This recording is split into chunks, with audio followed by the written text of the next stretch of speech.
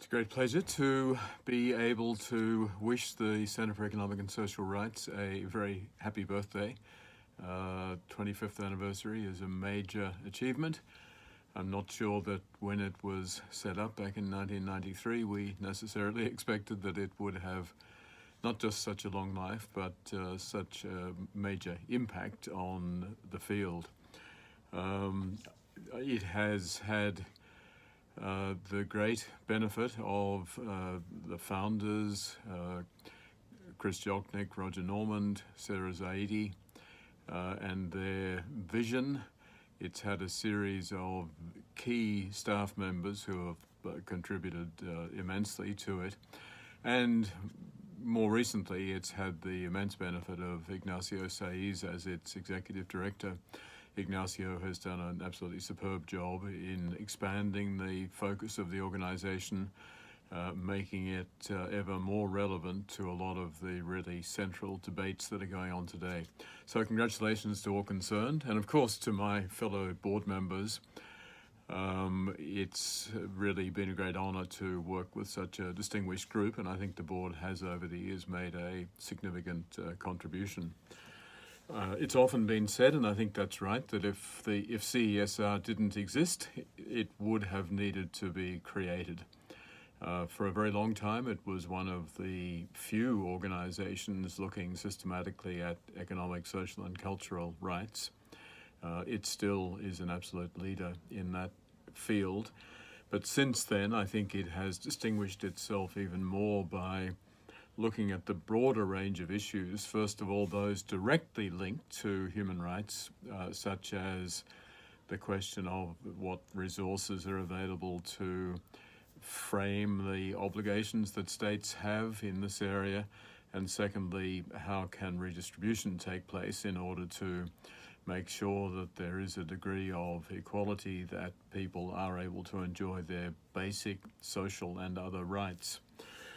But of course, it's also made a really original and very important contribution in looking at a range of economic and fiscal policy issues. These are the classic issues which, in my view, are absolutely central to so much that goes on in the human rights area. It's often been said that if you want to know what's going on in a country, if you want to know what its real values are, look at its tax policies. Most human rights organizations don't want to do that.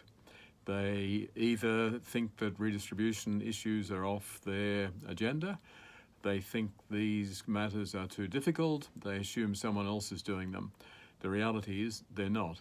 And it's only if groups like CESR really get into these and start making important contributions to a better understanding of how we can link the human rights policies that we need to promote to the broader economic and fiscal and financial steps that are being taken globally that will really get to the key issues.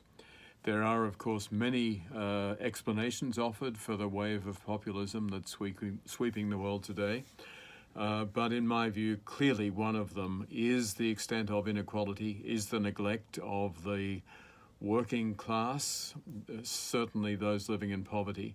And it's only by addressing the sort of issues that CESR takes on so well that we're really going to make progress. So happy birthday. Congratulations to all involved. I wish I could be with you.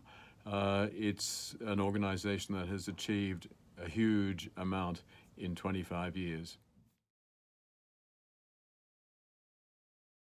So I am so happy to be able to send this message to congratulate Center for Economic and Social Rights on 25 years of amazing work. Being on the board of CSR is not like being on the board of any other organization. It's really the development of the organization has so coincided and overlapped and been intermingled with the development of my own professional life. I should say I want to apologize publicly to Roger Normand on this occasion, an apology that's probably about 27 years overdue, because when we were on the Harvard Human Rights Journal together and you were preparing for that Harvard study group in Iraq, I undoubtedly was overly crabby on many occasions because I didn't understand the significance and how visionary that trip was and how visionary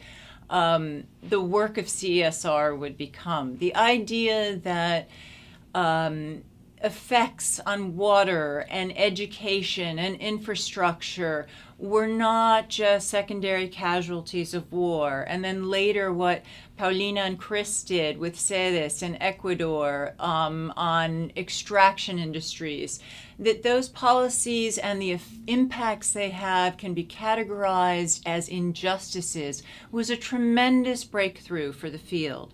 And as CESR has evolved, it has developed extraordinary methodologies and metrics to evaluate the effect and impact of different policies and policies that are based on human rights. It has also developed guidance about what a tax policy that follows, that is consistent with human rights principles, would look like.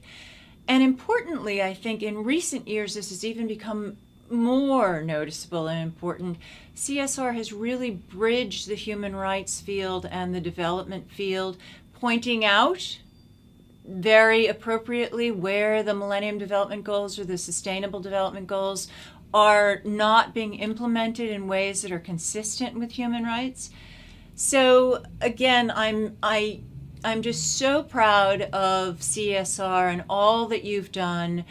And right now in this world, when we face the perils of populism and egregious global and national inequalities, CESR could not be more necessary.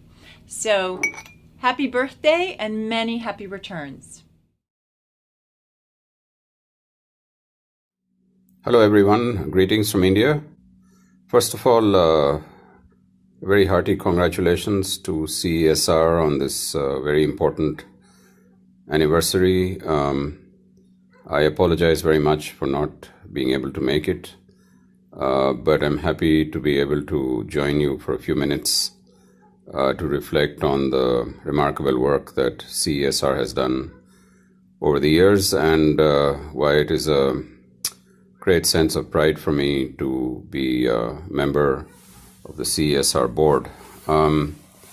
We hear quite a lot these days about the demise of human rights and the general assault on the rights of people all over the world.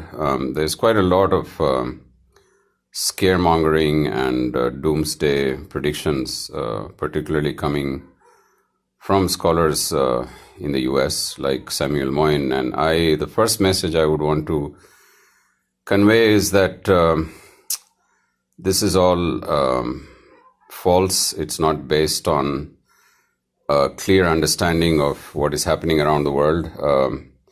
I'm traveling to many countries, doing training on human rights, and I'm amazed and inspired by the amount of resistance that I see even in countries that have very difficult authoritarian governments.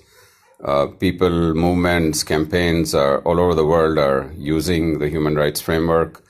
They're reaching out to the United Nations, and there is a tremendous upsurge of activities around the world.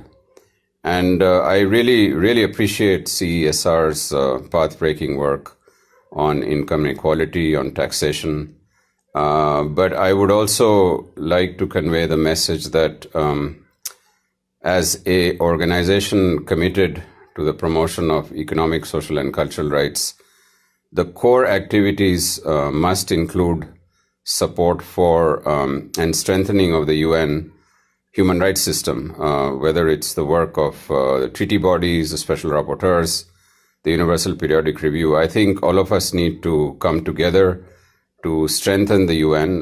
The Universal Periodic Review in particular is showing tremendous resilience and response. And I feel that all of us have to come together to work more on that, to work more at the national levels. And that's the work of CESR that I've always appreciated over the years. And to be hopeful, to be optimistic, and to keep moving forward collectively. So congratulations to CESR on this important event, and all the best for a wonderful evening. Thank you.